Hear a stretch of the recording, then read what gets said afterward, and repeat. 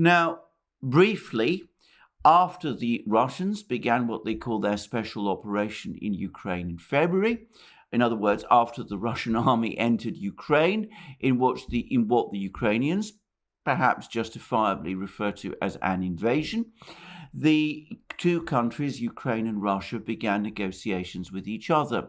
And there were a series of meetings in Belarus and in Turkey between the negotiating teams with a view to coming to some kind of agreement between the two countries and with a view to drawing up a peace treaty. Well, that lasted until the end of March, when the Ukrainians did come forward, as I discussed in previous programs, with a proposal which appeared to accept that Ukraine would never join NATO, would become a neutral country, would seek security guarantees from various states, including Russia and China, would agree not to host foreign military units on Ukrainian territory or conduct exercises with foreign military units on Ukrainian territory without Russian agreement, and in which Ukraine also took its first tentative steps to recognizing that Crimea and Donbass would not have the same sort of rights as other parts of what Ukraine claimed as its own territory, with Crimea and Donbass specifically not being included within the security guarantees that Ukraine was seeking. So it did seem for a short time as if negotiations were heading towards some kind of positive outcome, or at least some kind of outcome which might have restored peace to the country. And then what happened was that the British government and the US government, both alarmed about Ukraine's concessions, telephoned Zelensky, contacted the Ukrainian authorities, told them to draw back on all the concessions that they'd made in Istanbul, and promised them in return large amounts of military equipment, supposedly in order for Ukraine to win the war against Russia. And in the next few days and weeks, it became clear that Ukraine had indeed rejected or withdrawn all the concessions that it made in Istanbul. And the Russians have expressed deep frustration about this, and they've also spoken out about Ukraine's failure to negotiate in good faith. And of course, the sequel now is we've had a whole series of statements from various Ukrainian officials in which they talk about outright victory. They talk about Russia either changing its government or facing its own breakup. Extraordinary claims. They've come from the Secretary of Ukraine's National Security and Defense Council, and they've come from other Ukrainian officials as well. And the extraordinarily belligerent comments from Danilov, the head of the Secretary of Ukraine's National Security and Defense Council, it's been confirmed that they've been to some extent endorsed by President Zelensky himself. Now, it's impossible to see these actions as being divorced from enormous Western pressure on Ukraine in order to get it to pull back on its concessions to Russia. And of course, it is linked to this vast amount of weaponry and financial and other aid, which is supposed to be flowing to Ukraine from the Western powers. This enormous $33 billion spending package that the United States is putting together. We've had further reports that the United States now believes that long-range artillery, the 100 howitzers that it is delivering to Ukraine, are in and of themselves going to be a strategic game changer, that they're going to change the entire course of the battle. The Russians, for their part, have picked up on this extraordinary hardening of the Ukrainian position. The deputy chair of Russia's Security Council, the former president of Russia, Dmitry Medvedev, has now published a statement in which he says that it's now clear that Zelensky is not prepared to negotiate, that he's not ready for peace, that he's not interested in peace, and that in fact war is his only real policy. So it looks as if negotiations have now once and forever collapsed. It does seem that the negotiating teams remain still in formation, that they're still exchanging policy positions or views. They still remain in virtual contact, but there is no suggestion of any follow-up meeting to the one in Istanbul. There's no suggestion of any substantive talks. Talk that of the Turks are still floating, of trying to set up some kind of meeting between Zelensky and Putin, are going absolutely nowhere. So this means the war in Ukraine is going to continue.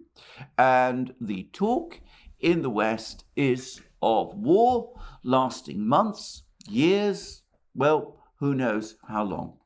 Now, I have to say, I think this is all a tragic and disastrous mistake. First of all, I think it's always a mistake to go for war when you are in a position to achieve a strategic compromise. Now, as I've said many times, Donbass is a distinct area. It doesn't want to be part of post-2014 Ukraine. And of course, Crimea certainly doesn't.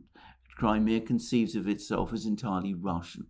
And it looks increasingly as if Kherson region, Zaporozhye, other places will be switching towards Russia as well. So this idea that Ukraine has some sort of principled right to reconquer or reoccupy these countries, this seems to me to be fundamentally and radically wrong.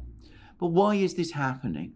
Well, I'm going to suggest that it is part and parcel of a long history of utter Western intransigence on the topic of Ukraine. So firstly, we had a situation way back in the period before the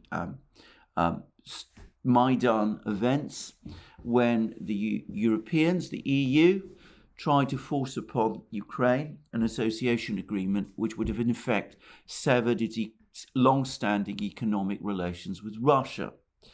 And the then Ukrainian president, Viktor Yanukovych, had second thoughts about this agreement. He wanted to suspend its ratification. He suggested talks between the EU, Russia, and Ukraine to find some sort of workable compromise. The EU adamantly refused. They said that the association agreement had to be agreed without any change at all. Not even a punctuation mark could be changed. And in fact, as we know, the EU and the United States instead backed protests against President Yanukovych in Kiev, which eventually resulted in his violent overthrow in an event which I personally have no hesitation in referring to as a coup, given that it was clearly unconstitutional, but which the Western powers unanimously and indeed enthusiastically backed. Then, in 2014, when it became clear that the overthrow of Yanukovych was going to result in an uprising in eastern Ukraine, we had a whole series of complicated negotiations. There was a meeting between Secretary Kerry and Foreign Minister Lavrov of Russia, over the course of which Kerry appeared to agree that some sort of federalization of Ukraine might be a proper way forward. But then, of course, that was retracted as well. There was talk, there was a meeting in Normandy with Putin, Hollande, and Merkel. There was talk about some kind of negotiations then under what was then called the Normandy 4 package. But of course, as I've discussed in previous programs, that came to nothing. Ukraine launched an offensive as well. Instead, we've had the Minsk I agreement and the Minsk II agreement, which Ukraine never implemented, despite it being confirmed by a UN Security Council resolution and partly negotiated by Germany and France. We've seen an astonishing catalogue of bad faith in relation to negotiations with Ukraine, in which the Western powers seek always a maximalist outcome in Ukraine, appear to reject any idea that Russia has any right to opinions about what happens in a country that neighbors upon itself and which includes vast territories of historic Russia. And instead, we've now had a situation in this year which has resulted in all-out hostilities between Ukraine and Russia. Well, I think this collapse of the negotiations is going to be a clarifying moment. I think that the Russians, up to this moment, have believed that some kind of settlement between Ukraine and Russia, eventual settlement, was possible.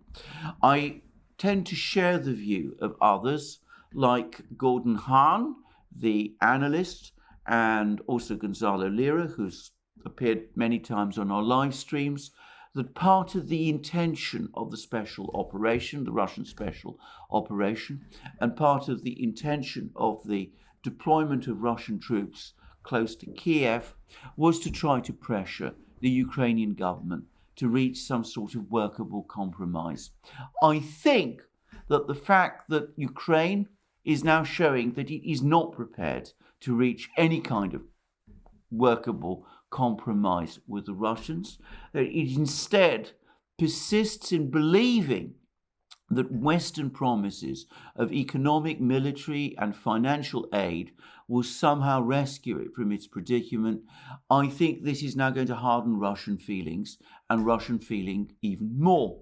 Now, over the last few days, we've had a series of reports in the Western media from Western governments, from the British Defence Secretary, Ben Wallace, that the Russians are going to escalate their special operation in Ukraine, that President Putin is now considering some form of some sort of full-scale mobilization of Russian forces in order to bring this war to Ukraine to an end on Russian terms. Well, I have no idea whether or not that is true. I don't know what information Ben Wallace is getting. I suspect much of it comes from the kind of commentaries and discussions one sees on Russian television media especially. I do get the sense, by the way, that a great deal of the commentary that one is seeing in the West about Russia is based on misunderstandings of some of the debates and discussions that do take place on Russian television especially. But regardless, it's not impossible, in fact, it's highly likely that faced with the situation, the Russians, concluding that negotiations are going nowhere, will indeed step up their operation. Or it could be, instead, that they will continue going very much in the way that they're going at the moment. I read on the Moon of Alabama website, this is the website that's operated by the former German military officer, who I only know as Bernhard. I read an extract from the Agence France Presse, in which a journalist from Agence France Presse has dealings with some Ukrainian troops who have been fighting in the front line near Izium. And it confirms something that I've myself been noticing from many of the films and pictures that I've been seeing over the course of the fighting. Not only is Ukraine suffering exceptionally heavy losses, but Ukrainian troops on the battlefield are increasingly old. Many of them seem to be men in their middle age, and frankly, not in particularly good shape. Now that begs the question of why. Is it the case that most of the young men have fled, or that many of them have been killed? I mean, why is Ukraine increasingly throwing middle-aged, even elderly men into battle if it has young ones? Could it be that these people are being treated as cannon fodder, that they're being hurled into battle because the younger men, the fitter men, are being held back to defend places like Odessa and Nikolaev, or to prepare some kind of counter-strike force that will supposedly drive the Russian invaders back.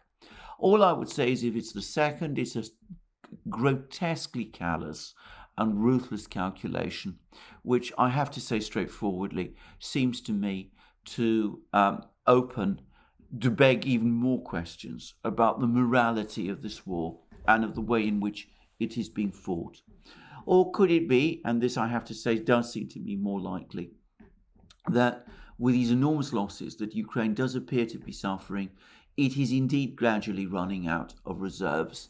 It's important to say that the biggest battle fought in this war up to now has been the battle for Mariupol, which Ukraine has lost, and lost with heavy losses. There are still, as we know, Ukrainian troops hiding behind the Azovstal factory, but the outcome of their fight is not in doubt as they increasingly run out of supplies, out of food. And of course, we've been hearing more and more reports from the front line, from the troops in Donbass, many of whom are Ukraine's best trained and best equipped troops, that their position is becoming increasingly desperate as well. So it seems to me that the Russians might decide that they don't have to mobilize further, that they can continue with their special operation, much as they have been doing.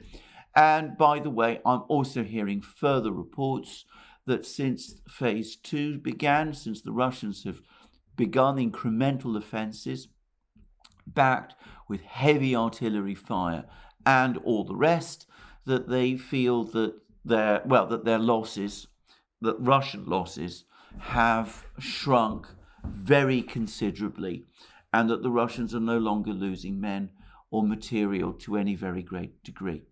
I'm going to add something further, which is I suspect a lot of the Western calculations about this war continue to be based on these grossly inflated figures for Russian casualties, which have been floating around and which have become almost sacrosanct in Western media commentary. Little regard seems to have been given to the fact that back on the 25th of March, the Russians only confirmed losses, deaths of 1,300 men, far from the thousands, the tens of thousands that the West was talking about. Now, I suppose the assumption is that the Russians are lying about their losses, but for the record, at that time, as of that time, I don't think so. And if Russian losses since the start of the Donbass war have been far less than many people in the West believe, then the whole premise upon which the West appears to believe that Ukraine can hold its own or might even win is obviously shown to be false. And in a program I did 2 days ago, I discussed the extent to which the war in Ukraine seems to be now following much of the same pattern as the war in Vietnam.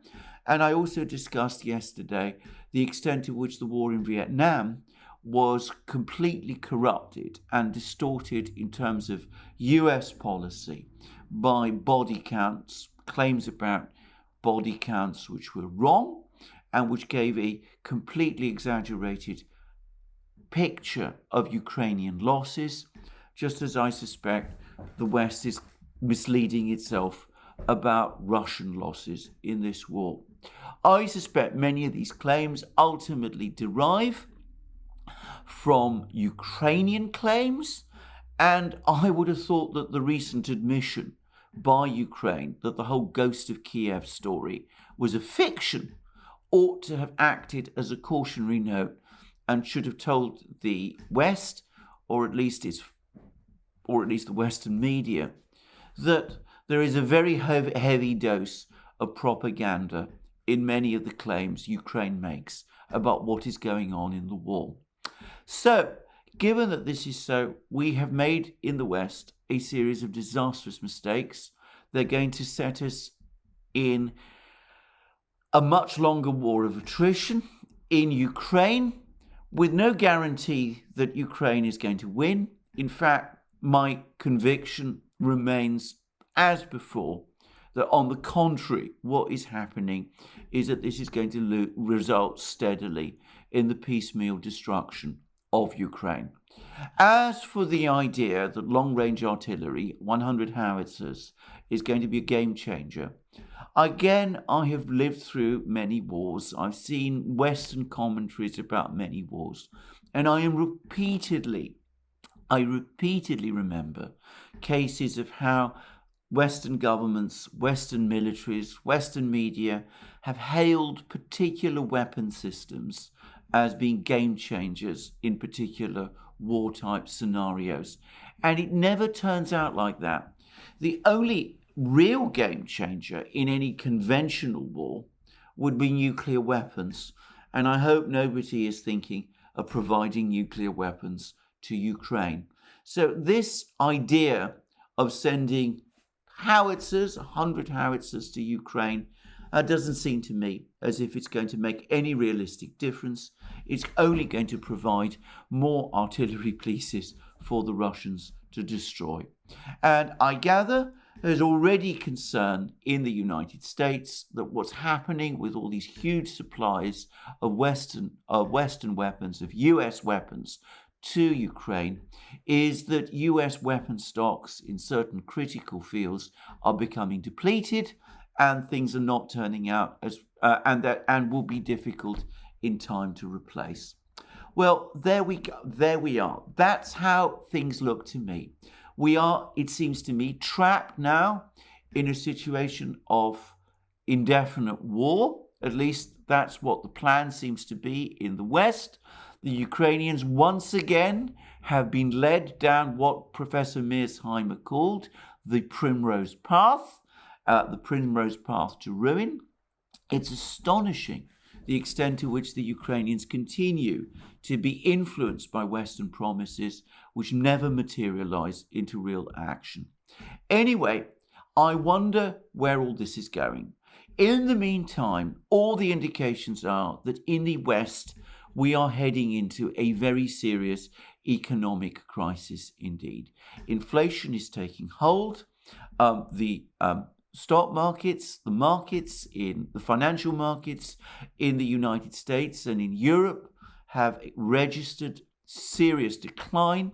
Living standards across Europe are falling, and it's inevitable before long, before we start to see contractions in economic activity right across the West. We've already seen that in the first quarter in the United States.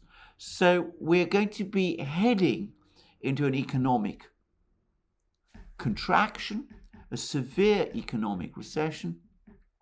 We are locking ourselves into a situation of elevated energy prices.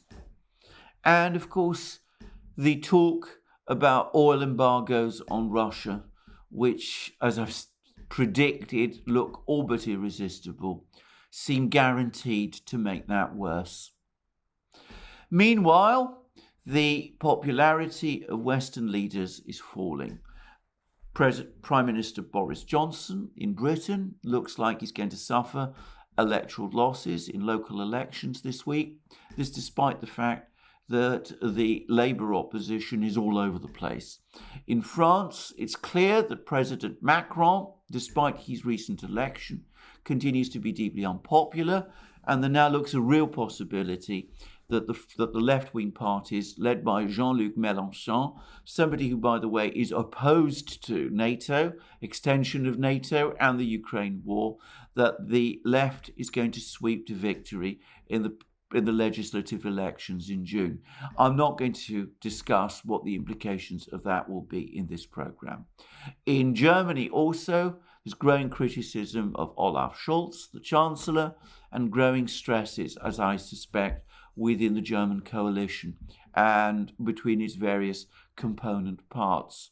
And of course, in the United States itself, there are now all the indications of a further escalation of the culture war, with pending US Supreme Court decisions on all sorts of, shall we say, sensitive topics, and also with President Biden's popularity sinking as the economic situation deteriorates within the United States itself.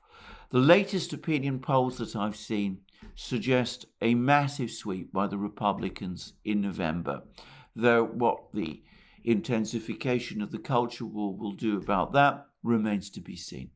Anyway, we are looking, it seems to me, at a deteriorating economic picture, a deteriorating political picture, but a political class in the West which still remains obsessed with Russia. And let's be absolutely clear about this. Its obsession is with Russia. It is much more obsessed with Russia than it is interested in Ukraine itself. Ukraine is being sacrificed. It is being destroyed in order to see through this objective. It is very disappointing, to put it mildly, that the Ukrainians themselves have once again been led down this particular primrose path. My expectation, about which I'm confident, is that they're going to discover in a few weeks' time that all these new flashy weapons that they're getting from the United States are not going to change anything. Going all the way back to the Indochina War between France and the Viet Minh, I can remember how the French military in Vietnam was supplied with all sorts of flashy new American equipment, how American officers and officials, if you read the histories, you'll find all of this, were saying, that the French were going to win, and all that resulted in was the French disaster at Dien Bien Phu. And this has happened time and again in war after war. The South Vietnamese government in the 1960s found itself caught up in the same way. So did in the same way did the Afghan government recently. The Iraqi government was also supplied with all sorts of flashy new weapon systems, and it was defeated. It suffered major blows when it faced against ISIS in Mosul and had to be rescued directly by the United States in a de facto but never admitted alliance with Iran. So we see that Western weapons never make the fundamental difference to the outcome of wars in the way that people expect. What they do is that they prolong the wars, but they never change the outcome. And I predict the same will be true of the war in Ukraine. Well, there we are. We are, it seems to me, now in a situation where negotiations have irretrievably broken down and failed, where war is now the only future, where economic attrition will continue to exact an ever deepening and aggravating cost. And I suspect it will take many months, years probably, before wiser, more rational counsels finally prevail. Thank you for joining me for this program today. I look forward to you joining me again in future programs, both on YouTube and of course on Rumble and Locals, where you'll find links under this video. Remember, if you're watching our videos on Rumble, you can go to the red maroon button at the top, press that button, and that will take you directly to our Locals homepage, where you can join our Locals community and become an active member, participate in things like my Wednesday live streams, for example. And you can also join us on other platforms as well. Odyssey, Super U, for example, links under this video. Also, don't forget that you can support us via Patreon and Subscribestar. You can go to our shop and buy the amazing things that you will find there: our magic mugs, our hoodies, our hats, our bomber jackets, our t-shirts, our sweatshirts, and all the rest. And of course, don't forget that you can also support us by ticking the like button, to my videos and by checking your subscription to this channel. Despite the bleak news, I hope that you all have a good holiday if you're enjoying the May Day holiday. And if not, well, I wish you well anyway. And have a very good day. And I look forward to you joining me again soon.